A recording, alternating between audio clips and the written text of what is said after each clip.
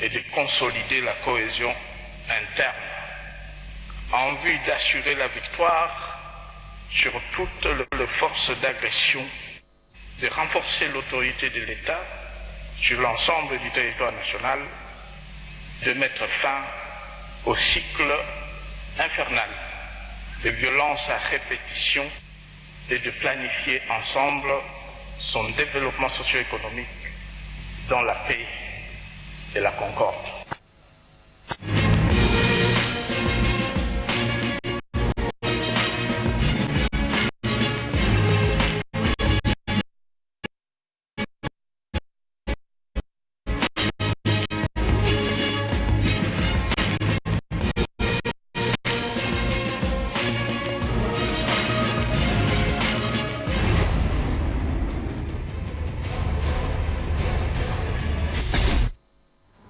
Bienvenue dans cette édition de la mi-journée sur la radio-télévision nationale congolaise. Nous ouvrons ce journal par cette ordonnance du chef de l'État portant nomination d'un haut cadre chargé de la lutte contre les violences sexuelles. La lecture avec Jacques Makal. Loi numéro 14, VAR 025 du 8 juillet 2014 portant la ratification par la République démocratique du Congo de la Convention de l'Union africaine sur la protection et l'assistance aux personnes déplacées en Afrique, adoptée le 22 octobre 2009 à Kampala, en Ouganda. L'Assemblée nationale et le Sénat ont adopté. Le président de la République promulgue la loi dont la teneur suit. Article 1er. Est autorisé conformément à l'article 214 de la Constitution la ratification par la République démocratique du Congo de la Convention de l'Union africaine sur la protection et l'assistance aux personnes déplacées en Afrique, adoptée le 22 octobre 2009 à Kampala, en Ouganda. Article 2. La présente loi entre en vigueur à la date de sa promulgation, fait à Kinshasa le 8 juillet 2014, Joseph Kabila Kabange. Pour copie certifiée conforme à l'original, le cabinet du président de la République, Gustave B. Asikou, directeur de cabinet. Ordonnance numéro 14, barre 021 du 8 juillet 2014 portant nomination d'un représentant personnel du chef de l'État chargé de la lutte contre les violences sexuelles et le recrutement des enfants.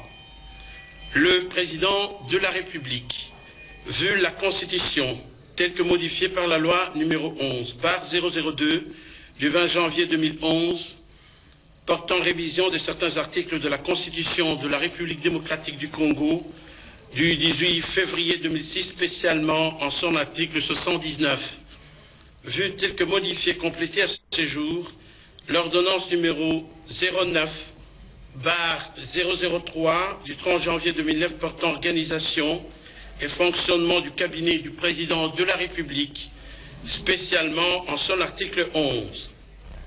Vu l'urgence et la nécessité, ordonne. Article 1er.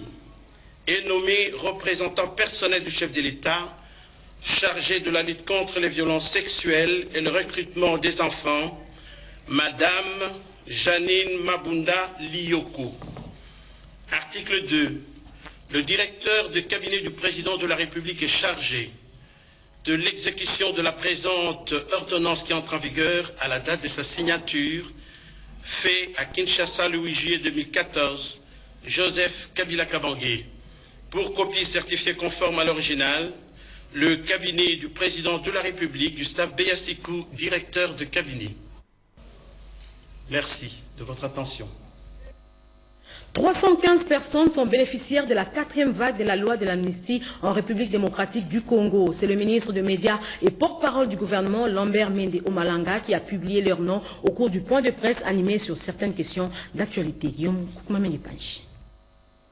Le 11 février 2014, le chef de l'État, Joseph Kabila Kabange, président de la République, promulguait la loi d'amnistie en faveur de ceux de frères et de sœurs qui ont pu en s'enliser dans le rouage des conflits armés sans qu'ils soient reconnus de crimes de guerre ou contre l'humanité. Les libérations se succèdent pour que ce 9 juillet 2014, l'on soit arrivé à la 4e vague de personnes bénéficiaires de la loi d'amnistie. Le ministre des Médias, Lambert Mende Omalanga, et porte-parole du gouvernement, a rendu public au cours de ce point de presse les noms de 315 bénéficiaires, dont 247 à travers le territoire national et 68 de l'ex-M23 consignés en Ouganda. Et si les Rwandais permettaient aux équipes d'experts congolais, ces Congolais auraient pu anoblir le nombre de bénéficiaires. Ça fait donc 315 personnes qui ont jusqu'ici, dans cette 4e vague, rempli les conditions d'éligibilité au bénéfice de la loi d'amnistie. Nous continuons à réaffirmer qu'il y a un intérêt pour les personnes s'estimant en droit de bénéficier de ce droit. Il y a un intérêt pour leurs proches et pour leurs avocats à rapidement se mettre en règle avec la loi d'amnistie, c'est-à-dire bien établir qu'on n'est pas dans des conditions d'exclusion de cette amnistie, lorsque tel est le cas, s'assurer de remplir l'acte d'engagement qui permet au ministre de la Justice de prendre la décision qu'il faut en faveur des personnes qui sont encore derrière les barreaux ou qui sont en exil. Et le temps passe, c'est 6 mois qu'on a donné à partir de la promulgation de la loi. Il faut éviter d'être en deçà de ce délai. Le ministre Lambert Mende Omalanga a aussi fait le point sur une rumeur qui a cru longtemps dompter le cœur des Congolais sous ce qu'est convenu d'appeler un vide assis sur le néant, mettant en relief 15 milliards de dollars cherchant propriétaire. Il aurait 15 milliards. Pourquoi pas 150 milliards? Pourquoi pas 1000 milliards? Pourquoi pas 2? 15 milliards dans des banques dans les îles britanniques et ailleurs. D'abord, quelles sont les îles britanniques? C'est quoi? La banque s'appelle comment? Donc c'est un tissu, en fait, de légende infamante. Vouloir salir quelqu'un. Et nous n'allons pas nous abaisser à répondre à cela. Notre président est l'un des rares chefs d'État à ne pas avoir de compte dans ces pays où les autres avaient l'habitude et ont l'habitude. Il y a des procès contre certains chefs d'État pour bien mal acquis. Vous l'avez entendu citer? On a cité Joseph Kabila un jour. Donc ce journaliste-là est mieux informé que le monde entier.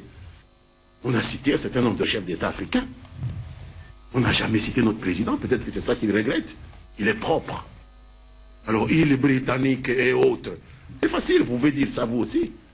Il a de l'argent près de la Guinée, Nouvelle-Calédonie, etc. C'est quoi ça? Îles britanniques et autres. C'est un truc tout à fait diffus, confus, simplement un tract. Et je vois l'usage qu'en fait certains membres de l'opposition, surtout dans la diaspora, et je comprends d'où ça vient. Ça ne mérite même pas une réponse, c'est tout ce que je peux vous dire. Mais comme ça, c'est de la rumeur. Nous ne réagissons pas aux rumeurs. Demain, c'est déjà aujourd'hui que seul, alors seul, la réalité parle et s'approprie de l'espace congolais et celui de pure information, a dit Lambert Mende Omalanga. Les experts représentant les États membres de la communauté économique d'Afrique centrale ont réfléchi hier sur l'état des lieux des besoins en matière d'identification, d'élimination et de démarcation des frontières dans cet espace économique. La cérémonie d'ouverture a été présidée par le ministre de l'Intérieur, Richard Mouyège. Reportage Mireille Ndeke et Oscar Mbal Kaïchi.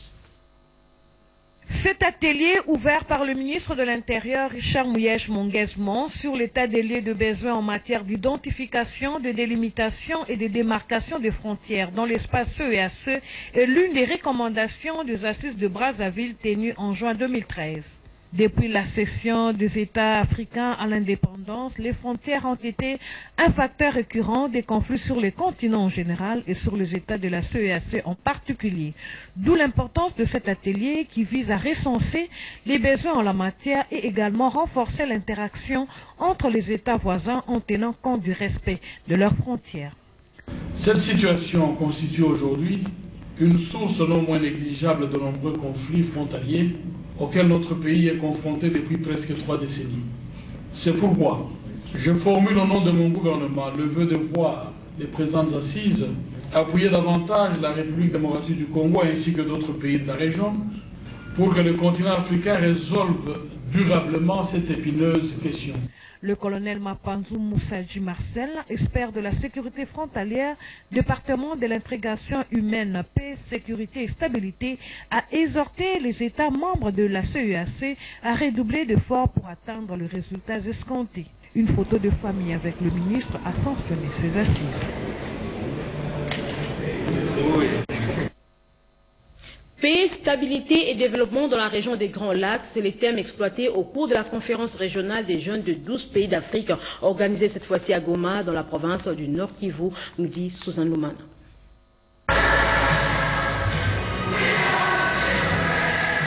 Pendant 3 jours, les jeunes des pays des Grands Lacs vont échanger sur les questions importantes pouvant consolider la paix et la stabilité dans les Grands Lacs. J'ai encouragé également d'une part la motivation des différents délégués de chaque État, c'est-à-dire 12 États représentés dans ce forum.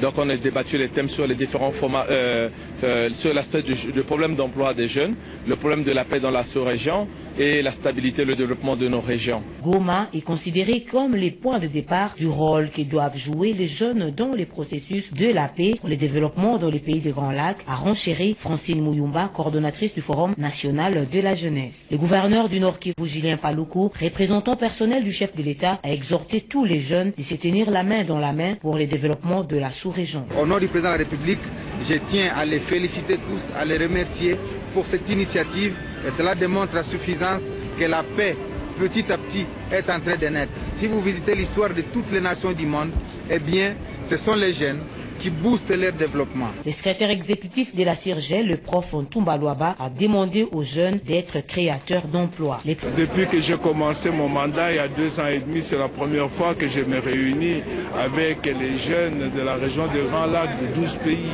Et je crois que c'est un tournant qui vont nous apporter de nouvelles pensées, de la créativité, de la jeunesse, de la fraîcheur. Le président des jeunes de la CIRGEL a remercié les autorités de la RDC pour leur implication dans l'épanouissement de la jeunesse. Présent également à cette réunion, le vice-président de la Fédération de la jeunesse démocratique qui a à son tour exprimé la joie de voir la jeunesse congolaise se réveiller et prendre la place qu'elle mérite sur la scène internationale. Le vice-ministre de la coopération internationale Dismas Mangwengu revient d'Addis Abeba en Éthiopie où il a représenté la RDC à la 5e réunion de groupe de contact, allais-je dire, sur la paix en Centrafrique. Reportage Vital Pangabita. La paix en Centrafrique est avant tout l'affaire des Centrafricains, mais avec l'appui de la communauté internationale. Précisément, au cours de la 5e réunion des groupes de contact sur la paix en Centrafrique, tous les acteurs ont approuvé la feuille de route proposée. Le vice-ministre de la coopération, Dismas Mangwengu, a représenté la RDC à ses assises d'Addis Abeba, tenues sous l'égide de l'Union africaine. Cette feuille de route prévoit qu'il faut tenir compte, n'est-ce pas, des forces en présence sur le terrain en Centrafrique, et qu'il faudrait également donner l'occasion aux Centrafricains eux-mêmes de s'entretenir, de dialoguer, c'est-à-dire les conduire vers un dialogue entre Centrafricains. Et je crois que le processus va commencer par une grande réunion à Bangui et pour terminer avec le dialogue proprement dit à Brazzaville. Un autre enjeu de cette réunion, c'était la représentation de la RDC à la Commission paix et sécurité de l'Union africaine. Là aussi, c'est gagné. Les Congolais ne sont pas représentés à la Commission paix et sécurité de l'Union africaine. Et on nous a donné quelle est la procédure à suivre et nous allons communiquer tout de suite au chef du gouvernement avec le concours très appréciable de son Monsieur le Président de la République. On puisse rapidement désigner un Congolais qui doit œuvrer avec les autres États au sein du département paix et sécurité de l'Union africaine. Aux affaires étrangères, le vice-ministre Célestin Tunda Kassende s'est entretenu tour à tour avec les 5 ambassadeurs des pays membres permanents du Conseil de sécurité des Nations Unies. Au menu, solliciter leur appui à la candidature du professeur Boula Saïman de la RDC au poste de juge à la Cour internationale de justice, Jacques Kabou. La République démocratique du Congo propose la candidature du professeur ordinaire Boulaboula Saïman au poste de juge à la Cour internationale de justice dont l'élection est prévue au mois de septembre prochain à New York à l'occasion de la 69e session de l'Assemblée générale des Nations unies. C'est ainsi que le vice-ministre des Affaires étrangères, Maître Célestin Toundayaka, s'est entretenu tour à tour avec les ambassadeurs des 5 pays membres permanents du Conseil de sécurité des Nations unies pour solliciter leur appui à la candidature de l'RDC. Wang Yingwu, l'ambassadeur de Chine, a réaffirmé au vice-ministre Tounda le soutien de son gouvernement, étant donné que les deux pays partagent une amitié traditionnelle de longue date. L'ambassadeur de Grande-Bretagne, Mme Diane Corner, a plutôt réitéré le soutien de son gouvernement à la candidature de l'RDC. Elle a saisi cette opportunité pour évoquer la situation sécuritaire dans l'est de l'RDC au moment où se poursuit la reddition des FDLR. Luc Alad, ambassadeur de France, a assuré le vice-ministre Tounda du soutien de son pays à la candidature de la RDC, un pays dont les réformes économiques, constitutionnelles et judiciaires sont en marche. Même son des cloches avec les chargés d'affaires des États-Unis d'Amérique en RDC, Eric Madison. La RDC a dit le vice-ministre Tounda compte sur l'appui de Washington qui a inauguré sa présence diplomatique à Kinshasa depuis la cession de la RDC à l'indépendance. Le chargé d'affaires de la Fédération de Russie, Igor Demidov, a été informé de cette candidature et a promis au vice-ministre Tounda qu'il fera part aux autorités russes pour soutenir la RDC, un pays émergent qui se développe au jour le jour. La promotion de la jeune fille dans la province du Kasaï occidental, au cœur de l'entretien entre la ministre du Genre, de la Famille et de l'Enfant, Geneviève Inagosi Kasongo, avec la délégation du caucus des députés nationaux de cette province. Robert Ndaï. Députés nationaux ressortissants du district du Kasaï dans la province du Kasaï occidental. Ce district est composé de la ville de Chikapa et de 5 territoires à savoir Mweka, Dekese, Luebo, Ilebo et Kamonia. Engagés dans la promotion de la femme et de la jeune fille de cette partie du territoire national, ces élus du peuple sont venus soumettre leurs préoccupations à la ministre du Genre, Geneviève Inagosi Kasongo. Nous sommes venus voir Madame la ministre pour lui demander s'il y a des actions d'encadrement pour les jeunes BGV, ce que nous appelons communément les jeunes filles mères. Elle nous a rassuré qu'il y a des projets dans ce sens, notamment la création de maisons de la femme au travers le pays dans tout le territoire national. Elle a aussi promis, en ce qui concerne le Kasaï occidental, que dans 2 jours qui viennent, il y aurait des centres de terrain. Il y aura des chefs-lieux vers le pas aussi vers les territoires qui composent la province du Kasaï occidental.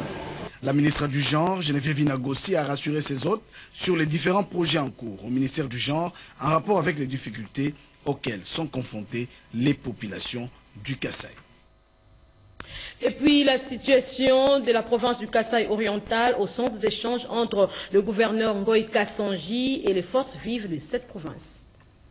De coutume, le premier lundi de chaque mois, le gouvernorat de province a abrité la montée du drapeau national ce lundi 7 juillet 2014. Ils étaient nombreux à répondre à ces rendez-vous mensuels. Les ministres provinciaux, le comité provincial de sécurité, les chefs des divisions de l'administration publique, les responsables des entreprises étatiques et para-étatiques. L'autorité provinciale a pris une part active à cette cérémonie de salut au drapeau en dressant à l'intention de tous un état des lieux succinct de la province. Pour Alphonse Kassanji, la situation sécuritaire est au beau fixe en dépit de quelques cas isolés. Parmi ces cas, il a évoqué le conflit opposant l'Amiba au Teba-Kwachimuna.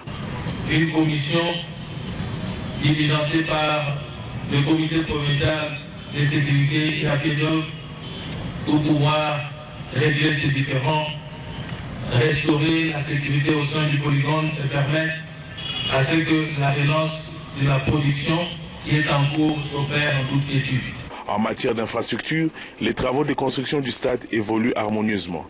Les travaux de construction du stade Kakalabon de lancé depuis le 9 juin 2014 évoluent bien et très bien. J'encourage tous les hommes de bonne volonté vivant au Kasaï oriental ou ailleurs, voire la diaspora, de s'approprier le projet de construction en apportant leur soutien dans matériel financier à l'érection de ces grands monuments. Les agents et cadres de la RTNC primés dernièrement à la première édition du prix national de mérite de la culture et des arts ont été reçus par le directeur général intérimaire de la RTNC, Madame Nicole Muriel Dibomboukitoko. Reportage Jacques Chibobois, Blaise Ndombele et Emma Kassiondi. Au total, la RTNC, Radio-Télévision Nationale Congolaise, s'est vue décerner 9 brevets du Prix National du Mérite de la Culture et des Arts dans sa première édition organisée par le gouvernement à travers le ministère de la Jeunesse, Sport, Culture et Arts. Différentes disciplines de la culture et des arts ont été prises en compte, notamment la discipline cinématographique, théâtrale, des émissions et des chroniques à caractère culturel. Madame Nicole Dimbambu Kitoko Bwanga, directeur général AI de la RTNC, a réuni autour d'elle tous les lauréats agents de son entreprise pour leur montrer combien la RTNC se sent fière d'être honorée. Il y a de quoi remercier le chef de l'État parce qu'il a reconnu les mérites des agents de la RTNC que vous êtes. Nous remercions également à cette occasion le gouvernement et à travers bien sûr notre ministère de tutelle qui ne cesse de nous appuyer. Nous vous remercions vous particulièrement parce que vous avez abattu un travail. Ce n'est pas le moment où vous êtes accepté comme modèle, comme une référence, que vous puissiez aujourd'hui baisser les bras. Donc c'est une occasion aujourd'hui, parce que vous êtes un modèle, de donner l'exemple à la relève, donc à ceux qui vous regardent, à ceux qui sont avec nous, pour qu'eux également suivent ce pas et fassent de même. Au nom de tous les nominés, les doyens Emedi Mwanamboyo, 40 ans d'expérience, s'expriment. Madame nous a encouragés, elle nous a souhaité de bien prendre soin de la relève pour que la maison, c'est-à-dire la RTNC, puisse aller de l'avant. La détermination, c'est de toujours mieux faire pour mériter plus. Madame Nicole Dimbambu Kitoko Bwanga encourage la méritocratie, le travail fait en toute bonne conscience professionnelle de tous les agents de la Radio-Télévision Nationale Congolaise. Un projet de renforcement de la redevabilité et de la gestion des finances publiques dénommé Profit Congo vient d'être lancé à Mbandaka. Nous sommes là dans la province de l'Équateur. Rikins Loya et Guilain Kassou. La RDC marque de plus en plus des pas vers la transparence dans l'utilisation des ressources publiques. Cette volonté est incarnée par le projet de renforcement de la redevabilité et la gestion des finances publiques Profit Congo. Après Kinshasa, la ville de Mbandaka a vibré au rythme du lancement et de la vulgarisation de ces projets appuyés par la coopération britannique et la Banque mondiale, dont le chargé de projet Saïdou Diop a effectué les déplacements du chef-lieu de la province de l'Équateur, accompagné du coordonnateur du comité d'orientation de la réforme des finances publiques COREF, Godefroy Misenga Milabio. Le ministre provincial en charge des finances de l'Équateur, Emmanuel Baligaza, a salué l'avènement des Profit Congo dans sa province, qui permettra non seulement de relever les défis de mobilisation des recettes à l'Équateur, mais aussi améliorer la gouvernance pour enfin affecter de manière efficiente les ressources de la province au programme visant à réduire la pauvreté de la population. De manière spécifique, le projet Profit Congo va contribuer au renforcement des capacités de l'Assemblée provinciale, celle du gouvernement provincial et de la Direction générale des recettes de l'Équateur. Profit Congo accordera également un appui au comité de pilotage et de suivi de la réforme des finances publiques dans cette province. Nous avons dit que la vie ou la mort de ces projets dépend du niveau d'engagement et du niveau d'appropriation, qu'elle soit politique ou technique. Toujours dans la province de l'Équateur, les cadres territoriaux et les professionnels des médias ont renforcé leurs capacités sur les fondamentaux de la décentralisation. C'était avec le concours de la mission des experts du ministère de l'Intérieur. Rikin Soloya et Guilain Kassou nous en parlent encore. Lancée il y a peu par le ministre de l'Intérieur Richard Muyej à Kenge, la vulgarisation de la décentralisation a atteint la province de l'Équateur.